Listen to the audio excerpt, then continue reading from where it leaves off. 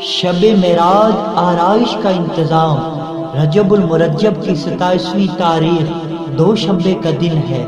قمر آفتاب اپنی نیلگوں جھیل میں غوطہ-زن ہو چکا ہے۔ لیلائے شب گیسو دراز کھولے ہوئے ہے۔ آسمان نے نیلگوں پیراہن اتار کر موتیوں جڑی سیاہ چادر اوڑھ لی ہے۔ چار سو سناٹا ہی سناٹا ہے۔ لوگ میٹھی نیند سو رہے ہیں کہ ثنائے عدل کا شاہکار، اقلیم قدسیت کا تاجدار، جویائے حقیقت، ترجمان فطرت، آمینہ کا لال، عبداللہ کا گوہر تابدار، اپنی چچا زاد بہن ام ہانی کے گھر محو خواب استراحت ہیں۔ آنکھیں سو رہی ہیں مگر دل یاد الہی میں بیدار ہے۔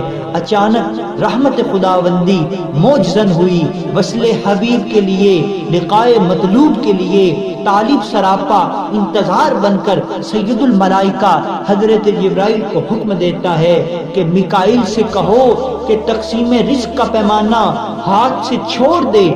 اسرائیل سے کہو کہ قبض ارواح سے ہاتھ روک لے۔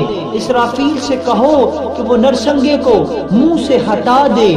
جنتوں کو سجا دیا جائے، پرچم رحمت و بخشش لہرائے، نقارے جود و سخا بجایا جائے، گردش لیل النہار رک جائیں، انہار تلاطم سے اور شمس و قمر گردش سے باز رہیں، شیطانوں کو بیڑوں میں جکڑ دیا جائے، حوران خلد آراستہ اور غلمان جنت پیراستہ ہو کر تربیہ نغموں کا آغاز کریں، اور تمام ملائکہ اپنے فرائض سے سبکدوش ہو کر